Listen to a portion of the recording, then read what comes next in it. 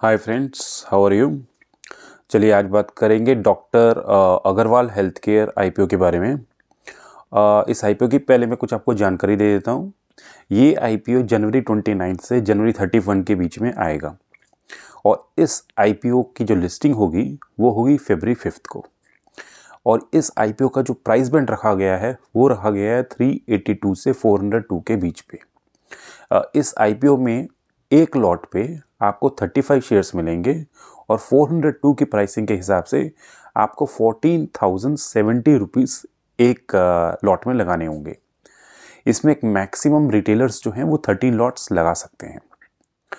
और इस आईपीओ से जो कंपनी के पास जो पैसा आएगा वो अराउंड 3,000 करोड़ रुपीज़ आएगा। To be precise 3,027 crore rupees आएगा, जिसमें कि फ्रेश इशू जो कंपनी फ्रेश इशू जो होगा वो होगा 300 करोड़ का, और जो ओएफएस होगा, ऑफर फॉर सेल है, वो 2,727 करोड़ की है। तो जो फ्रेश इशू है यानी कि जो कंपनी के पास आएगा वो कंपनी अपने ग्रोथ के लिए लगा सकती है, और जो ऑफर फॉर सेल है वहाँ पे प्रमोटर्स और कुछ एग्जिस्टिंग शेयर होल्डर सेल कर रहे हैं, और वो वाला पैसा जो 2,727 करोड़ है वो कंपनी के पास नहीं आएगा। इससे जो मार्केट कैपिटलाइजेशन होगी इस कंपनी की वो अराउंड 12,700 करोड़ के करीब हो सकती है। और इसमें एंकर बुक जो इनकी थी 875 करोड़ की वो कम्प्लीटली सब्सक्राइब हुई है, और उसमें सिंगापुर गवर्नमेंट और मोतीलाल नोमुरा और वाइट ओक जैसी गुड फाइनेंशियल इंस्टीट्यूशंस ने और इंटरनेशनल इंस्टीट्यूशंस ने पार्टिसिपेट किया है। तो this was all about the basic IPO के बारे में था। अब मैं आपको बताता हूँ ये फर्स्ट ऑफ ऑल ये कंपनी करती क्या है, डॉक्टर अग्रवाल हेल्थ केयर। अब ये जो डॉक्टर अग्रवाल हेल्थ केयर है ये पूरा का पूरा end to end solution provide करती है आइस के लिए। आइस के लिए किस तरह से सोल्यूशन प्रोवाइड करती है, जैसे कि जब आपको कोई कंसल्टेशन चाहिए होता है आई के ऊपर, या कोई छोटा मोटा डायग्नोस्टिक चाहिए होता है, ये वो प्रोवाइड करती है। फिर जो सर्जरीज होती हैं ये वो प्रोवाइड करती है। फिर जो कैटरेक्ट जो सर्जरी होती है वो ये भी प्रोवाइड करती है। फिर रेटिना की जो सर्जरी होती है वो भी प्रोवाइड करती है। साथ ही साथ ये रिफ्रैक्टिव सर्जरी भी प्रोवाइड करती है। रिफ्रैक्टिव सर्जरी क्या होती है कि कल को सपोज कर लीजिए कि किसी को अगर स्पेक्ट्स लगे हुए हैं और उसके बाद वो चाहता है कि भाई मेरे स्पेक्ट्स उतर जाएं, तो और जो वो ऑपरेशन होगा, जो उसकी आइस पे ऑपरेशन होगा, वो भी प्रोवाइड करते हैं। साथ ही साथ ये लेंस भी बेचते हैं, ये ग्लासेस भी बेचते हैं, और ये जो फार्मा जो इसके प्रोडक्ट्स होते हैं, आइस के प्रोडक्ट्स होते हैं, फार्मा प्रोडक्ट्स होते हैं, ये वो भी बेचते हैं। तो इस तरह से एंड टू एंड ये पूरा का पूरा काम करते हैं। और ये कंपनी 2010 में आई थी। ये इसकी जो ब्रांच थी, जो मेन जहाँ से ये आई है, ये तमिलनाडु से बिलोंग करती है। और इन राइट नाउ ये 14 स्टेट्स में है एंड 4 यूनियन टेरिटरीज में। इसमें अराउंड 730 डॉक्टर्स हैं और इनके 5,000 अराउंड एम्प्लॉयज़ हैं, और इसके अराउंड 209 हॉस्पिटल्स हैं। 209 हॉस्पिटल्स में से 16 हॉस्पिटल इनके बाहर हैं, अफ्रीका, ये आउटसाइड कंट्रीज में, अफ्रीका इसमें प्रोमिनेंट है। उसके बाद जो 193 हॉस्पिटल्स हैं वो इनके इंडिया में हैं। अब आपको थोड़ा सा इसके बिजनेस मॉडल की तरफ समझना पड़ेगा। जो इसके 193 हॉस्पिटल्स हैं ये हब एंड स्पोक में काम करते हैं, hub and spoke model. Hub में क्या होता है कि काफ़ी हॉस्पिटल जो होता है वो बड़ा होता है, जिसमें आपको बहुत सारी फैसिलिटीज़ मिलेंगी। स्पोक में क्या होगा कि उसमें कुछ बेसिक्स काम होगा, बट वो हब जितना बड़ा नहीं होगा। अगर आपको मेन चीज़ चाहिए, तो अगर आपको बहुत ही कोई सुपर स्पेशलिटी की चीज़ चाहिए होगी तो आपको हब में जाना पड़ेगा। अगर आपको बेसिक्स चाहिए होंगे वो आपको स्पोक में मिलेंगे। तो 193 टोटल इंडिया में है, उसमें से अराउंड जो है 112 करके ये हैं स्पोक, और जो 28 हैं वो हैं हब आपके, और जो उसके बाद जो बैलेंस हैं वो हैं स्पोक। उसमें से जो स्पोक में भी इन्होंने क्या किया हुआ है, इन्होंने उसको भी डिवाइड किया हुआ है प्राइमरी फैसिलिटीज़ में, सेकेंडरी फैसिलिटीज़ में। प्राइमरी फैसिलिटीज़ में आपको जो कंसल्टेशंस हैं और आई डायग्नोस्टिक हैं सिर्फ वो मिलती हैं। उसके बाद जो सेकेंडरी फैसिलिटी में है वहाँ पे आपको सर्जरी भी मिलेगी, जैसे कैटरेक्ट की सर्जरी में मिलेगी। बट आपको जो जो उसके अगर आगे सुपर स्पेशलिटी सर्जरी चाहिए तो अब आपको हब मॉडल पे जाना पड़ेगा, जो इनके 28 सेंटर्स हैं, जो 28 हॉस्पिटल्स हैं, वहाँ पे आपको सुपर स्पेशलिटी की भी सर्विस मिलेगी। और अगर आपको इन्होंने 3 अपने सर्टिफिकेट ऑफ एक्सीलेंस भी डाले हुए हैं कि जो एकेडमिक के प्रोग्राम्स हैं, लाइक डॉक्टर की ट्रेनिंग्स के, और जो कॉलेजेस इन्होंने डाले हुए हैं वो 3 जगह इन्होंने और डाले हुए हैं, ताकि डॉक्टर को अपडेट करते रहते हैं, उनको ट्रेन करते रहते हैं। तो इस तरीके से इन्होंने अपने बिजनेस मॉडल को बनाया हुआ है, प्राइमरी मॉडल, सेकेंडरी, और उसके बाद थर्ड फैसिलिटी में। तो और जिसमें प्राइमरी में मेन बेसिक कंसल्टेंट, सेकेंडरी में थोड़ा सा सर्जरी, कैटरेक्ट जैसे होती है वो वाली सर्जरी करते हैं। थर्ड जो फैसिलिटी इन्होंने डाली है उसमें ये लोग सुपर सर्जरी करते हैं, और इन सबको जो मॉनिटर करता है वो सर्टिफिकेट इन्होंने COEs डाले हुए हैं, जहाँ पे एकेडमिक प्रोग्राम डॉक्टर्स के लिए रखे गए हैं। तो इस तरह से इनका ये बिजनेस मॉडल है। और अगर आप इसके ग्रोथ प्रोस्पेक्ट को देखेंगे तो अभी ये टोटल जो है इंडिया और जो अफ्रीका की अगर हम पॉपुलेशन ले लें वहाँ पे 300 करोड़ है, और 1.8 करोड़ इंडियंस जो हैं जो उनको आइस रिलेटेड प्रॉब्लम है। तो इनकी जो अगर मार्केट, इनकी अगर आप देखेंगे कि टोटल जो मार्केट रीच है वो काफ़ी ज़्यादा है, और इस समय जो इनका मार्केट शेयर इंडिया में है वो अराउंड 25% है। तो they are one of the largest you can say in terms of like market share. उसके बाद आप इनके जो हॉस्पिटल्स हैं वो अभी तक दिल्ली में लगभग 9 के बराबर है, और इन्होंने भी हरियाणा, पंजाब इस तरह से एक्सप्लोर नहीं किया है। तो इनके जो ग्रोथ चांसेस नॉर्थ में बढ़ने के वो काफ़ी ज़्यादा हैं, और ये काफ़ी एक्सपीरियंस्ड भी हैं। और जिस तरह से आजकल हमें स्टार्टिंग से डेली लाइफ में स्पेक्ट्स को यूज़ करना पड़ता है, या लाइक मतलब कि टीवी देख रहे हैं या मोबाइल कर रहे हैं, या बच्चे अगर टैबलेट्स को पढ़ रहे हैं, कंप्यूटर्स को देख रहे हैं, और ये तो आने वाले टाइम पे बहुत ही ज़्यादा होगा। तो इनके अगर आप देखेंगे, क्योंकि डेली जो यूजेज लाइफ है उसके कारण ये चीज़ काफ़ी ज़्यादा जो आई की जो मतलब इश्यूज़ और जो भी कंसल्टेशंस आएंगी, जो प्रॉब्लम्स आएंगी वो काफ़ी ज़्यादा आएंगी। तो इनके प्रोस्पेक्ट्स काफ़ी अच्छे हैं ग्रो करने के। और इनकी जो IPO की प्रोसीड्स है वो अराउंड 3027 करोड़ की है। 3027 करोड़ में से 300 करोड़ फ्रेश इशू है, यानी कंपनी वो वाला पैसा सारा का सारा यूटिलाइज करेगी अपनी ग्रोथ के लिए। और उस 300 करोड़ में से 195 करोड़ रुपीस ये अपना लोन रीपे कर रहे हैं, और बाकी का 105 करोड़ रुपीस ये जनरल कॉर्पोरेट पर्पस के लिए इस्तेमाल करेंगे।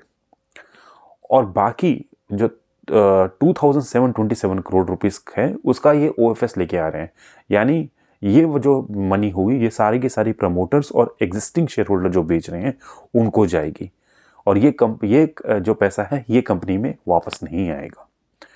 तो इस IPO में अगर आप देखेंगे बहुत बड़ा चंक 90% पैसा सारा का सारा प्रमोटर्स और ये एग्जिस्टिंग शेयर होल्डर के पास जा रहा है। अब इनके फाइनेंशियल्स की बात करते हैं। फाइनेंशियल 22 पे जो कंपनी की सेल्स थी वो अराउंड 714 करोड़ की थी। ये फाइनेंशियल 24 में बढ़ के अराउंड 1372 करोड़ रुपीज़ हो गई है, जो रफली आप कह सकते हैं डबल तक हो चुकी है। इसी तरह अगर आप इनके प्रॉफिट देखेंगे वो अराउंड 42-43 करोड़ रुपीज़ के थे, जो कि बढ़ के फाइनेंशियल 22 में 42 करोड़ के थे, जो कि बढ़ के 95 करोड़ हो गए। वो डबल से भी ज़्यादा हो चुके हैं, which is a good thing. However अगर आप इनका डेट देखेंगे वो 388 करोड़ रुपीस का इनका डेट है। और अगर आप इनके पैट के मार्जिन्स देखेंगे, प्रॉफिट आफ्टर टैक्स के मार्जिन्स देखेंगे वो अराउंड 7% के हैं। बट यही अगर आप इनके रिटर्न ऑन इक्विटी और रिटर्न ऑन कैपिटल एम्प्लॉय देखेंगे वो अराउंड 15% के हैं। तो कंपनी जो पैसे से लगा रही है उसे बेटर वे से उसको रिटर्न्स मिल रहे हैं। दैट्स वाई ये थोड़ा सा एसेट लाइट मॉडल पर है, which is a good thing. But अगर आप इनके कैश फ्लोज देखेंगे, इनके कैश फ्लोज नेगेटिव हैं। और अगर आप इसका ग्रे मार्केट प्राइस देखेंगे तो वो बहुत ही कम है, और मैं बताता हूँ उसका रीज़न क्यों है। इनकी जो प्राइस अर्निंग है वो अगर आप देखेंगे वो 160 प्राइस जो अर्निंग जिस आईपीओ लेके आ रहे हैं उसकी है 160। और इनके जो कॉम्पिटिटर्स हैं मैक्स हॉस्पिटल, अपोलो हॉस्पिटल, जो मैं बड़े से बड़े इनके हॉस्पिटल्स की बात कर रहा हूँ ओवरऑल इंडिया में जो है, उसकी जो प्राइस अर्निंग है वो अराउंड 90 से 100 के बीच में है। तो ये काफ़ी महंगा आईपीओ लेकर आ रहे हैं। तो इसी कारण से अगर आप देखेंगे ग्रे मार्केट प्राइस में इनको सिर्फ अगर आप देखेंगे 3% ही मिल रहा है। यानी जो इनका आईपीओ है ये 402 के से लेकर आ रहे हैं, इनको मिलेगा 414 रुपीज़। इसके आगे इनको जो ग्रे मार्केट प्राइस है वो उनको नहीं दे रही है। तो ये चीज़ भी आपको देखनी चाहिए। पर grey market price is not everything, आपको बाकी के फैक्टर्स भी देखने चाहिए और फिर आईपीओ में इन्वेस्ट करना चाहिए। चलिए इसके आगे आप चलते हैं सबसे क्रिटिकल और सबसे इंपॉर्टेंट चीज़ के ऊपर, रिस्क के ऊपर। अब रिस्क अगर हम देखेंगे, इस आईपीओ की जो वैल्यूएशन है वो बहुत ही महंगी है। फर्स्ट रिस्क, क्योंकि 160 की पीक रेशो पे आ रहा है ये आईपीओ, और इसके जो कॉम्पिटिटर्स हैं उनकी जो मैक्स, अपोलो, ये सब जो कॉम्पिटिटर्स हैं वो 100 तक की पीई में अवेलेबल है। तो ये काफ़ी महंगा आईपीओ आ रहा है, तो इसकी वैल्यूएशन बहुत ज़्यादा है। सेकंड, आजकल जो भी कंपनीज, जो भी हाई वैल्यू की कंपनीज हैं उनको बहुत ज़्यादा बीटिंग उनको मिल रही है। लास्ट 1-2 महीनों पे उन्हें बहुत बुरी तरह से बीटिंग मिल रही है बिकॉज उनकी वैल्यूएशन ज़्यादा है। तो वैल्यूएशन के हिसाब से बहुत ही महंगा आईपीओ है। सेकंड, ये सारा का सारा पैसा जो 3000 करोड़ रुपीस ले रहे हैं उसमें सारा का सारा पैसा 90% पैसा 2700 करोड़ रुपीस तो सारा प्रमोटर और एग्जिस्टिंग शेयर होल्डर ही लेके जा रहे हैं। सिर्फ 300 करोड़ रुपीस ही कंपनी के अंदर यूटिलाइज हो रहा है।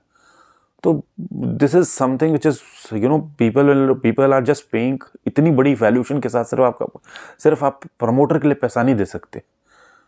तो ये एक काफ़ी प्रॉब्लमेटिक है कि प्रमोटर सारा का सारा पैसा लेके जा रहे हैं, तो और वो भी इतनी बड़ी हैवी वैल्यूएशंस पे। तो ये एक बहुत बड़ा, आई से दैट ये भी एक बहुत बड़ा रिस्क है। थर्ड, इस आईपीओ की जब लिस्टिंग होगी, ये आईपीओ बजट के बाद लिस्ट होगा, और बजट में अगर कुछ भी प्लस माइनस होता है तो ये इस आईपीओ पे भी इम्पैक्ट पड़ेगा। तो ये भी एक फैक्टर है जो आपको देखना पड़ेगा। फोर्थ, अगर आप देखेंगे इसका जो रिस्क है कि इसको 70% इनको जो रेवेन्यू मिलता है वो मिलता है महाराष्ट्र से, तमिलनाडु से और कर्नाटका से। अगर इन 3 स्टेट्स में कोई भी इशू आता है, अगर कुछ भी इश्यूज आता है, कुछ भी पॉलिसीज आती हैं, तो इनको काफ़ी ज़्यादा प्रॉब्लम हो सकती है। फिर अगर आप देखेंगे इनके जो एट्रिशंस हैं वो भी काफ़ी ज़्यादा हैं। जो इनके जो डॉक्टर्स हैं उनकी के साथ इनके कोई लॉन्ग टर्म कॉन्ट्रैक्ट्स नहीं है कि उनको रिटेन करने के लिए, और उनकी जो एट्रिशंस अगर आप देखेंगे उनकी अराउंड 20% अराउंड एट्रिशन रेट है। और यही इनका जो सीनियर मैनेजमेंट है वहाँ पे एट्रिशन रेट 25% है। फिर अगर आप देखेंगे ये एक रेगुलेटरी और एक काफ़ी जो पॉलिसीज़ और इश्यूज़ को कंप्लाई करने वाले चीज़ में काम करते हैं। तो कल को और ये हेल्थ के साथ हैं, तो कल को कोई भी ऑर्डर्स आते हैं हेल्थ मिनिस्ट्री से या कुछ भी अगर आता है तो इनको काफ़ी सीरियस होके ये फॉलो करना पड़ेगा। फिर अगर आप देखेंगे जो इनका जो पैसा है, अगर 100 रुपीज़ आता है तो उसमें से इनको 60 रुपीज़ वो कैश का होता है और 40 रुपीज़ वो क्रेडिट का होता है। अब जो 40 रुपीज़ जो क्रेडिट का होता है वो होता है सेंट्रल गवर्नमेंट की स्कीम से, स्टेट गवर्नमेंट की स्कीम से या इंश्योरेंस से। और ये वाला जो पैसा होता है ये इनको मिलता है 2 महीने से 6 महीने के बीच में इनको ये पैसा मिलता है। तो अगर आप इनके देखेंगे जो डेटर्स हैं तो इनको काफ़ी ज़्यादा जो रिसीवेबल्स हैं इनको काफ़ी वेट करना पड़ता है, जिसके कारण इनकी जो कैश फ्लो है वो नेगेटिव भी हो जाती है। फिर इनको सिंस काफ़ी तरह से जो लीग कंप्लायंस इन्हें करने पड़ते हैं, तो इनके अभी जो कई हॉस्पिटल्स में इनको वो सारे सर्टिफिकेट्स इनको रिन्यू करने हैं, जैसे जो भी अब डिस्पोजेबल के सर्टिफिकेट्स हों, पॉल्यूशन के सर्टिफिकेट्स हों, इनको और जो सेफ्टी के नॉर्म्स हों, वो इनको रिन्यू करने हैं। और अभी तक इन्होंने वो रिन्यू नहीं किए हैं, और वहाँ पे 21% का रेवेन्यू आता है। अगर सपोज कर लीजिए रिन्यू नहीं कर पाते हैं तो वो 21% का रेवेन्यू इनको हिट होगा। फिर अगर आप देखेंगे कि जो पीक सीजन्स हैं उनमें इनकी डिमांड काफ़ी रहती है, जैसे दिवाली के टाइम पर है, या कोई रेनी के सीज़न के टाइम पे ये जो इन्फेक्शन होता है, और जो विंटर के टाइम पे होता है वो उस समय इनको काफ़ी ज़्यादा डिमांड होती है। अगर उस टाइम पे सपोज कोई भी रीज़न होता है कि जिसके कारण हॉस्पिटल्स अगर बंद होते हैं या इनको मटेरियल्स नहीं मिल पाते हैं, तो वो इनके लिए काफ़ी बड़ा नेगेटिव फैक्टर हो जाता है। फिर इनकी जो इन्फ्लेशन कॉस्ट होती है मटेरियल्स की, कॉस्मेटिक्स की, जो भी ये मटेरियल्स यूज़ करते हैं, अगर वो काफ़ी अगर बढ़ जाती है पीक टाइम पे, तो इनको इनका जो मार्जिन्स हैं वो काफ़ी रिड्यूस होंगे, और पीक टाइम पे इनको वर्किंग कैपिटल भी इनकी काफ़ी हाई होनी चाहिए। फिर इनके पास एक केस मैंने पढ़ा था जहाँ पे एक्सिस बैंक ने इनको लोन देने से मना कर दिया था। तो ऑफ कोर्स कोई भी बैंक होता है वो मल्टीपल रेशियोज देखता है, और उसके बाद ही वो मल्टीपल फाइनेंशियल को स्क्रूटनाइज करता है। उसमें कुछ रेशियोज भी होते हैं, और जो एक्सिस बैंक ने मना किया था कुछ रेशियोज के बिकॉज ऑफ सम रेशियोज जो नहीं इनको वो देवर कंफर्टेबल, उसके कारण इन्होंने मना किया था। तो अगर आप देखेंगे जो फाइनेंशियल जो मतलब बैंकिंग इंस्टीट्यूशन से अगर मना कर देते हैं, so that is something like something, it's an observation which we should know that. तो I guess this was all about this IPO, और मुझे तो ये IPO बहुत ही महंगा लग रहा है, और बजट का भी है, और वैल्यूएशन के टाइम पे भी काफ़ी इस समय वैल्यूएशन जो है बहुत इसकी ज़्यादा है, और जो भी जिनकी भी वैल्यूएशन ज़्यादा होती है वो बहुत बुरी तरह से आजकल स्टॉक बिट रहे हैं। तो गाइज आई थिंक कहीं महंगे IPOs को स्किप देने में कोई प्रॉब्लम नहीं है, but please discuss with your financial advisor and इसके RHP पढ़िए, फिर आप अपना डिसीजन भी ले सकते हैं। And please subscribe my channel, मैं इसी तरह से वीडियोस बनाते रहूँगा, एंड उसमें कमेंट भी करिए, लाइक भी करिए और शेयर भी करिए। Thanks a lot, good night.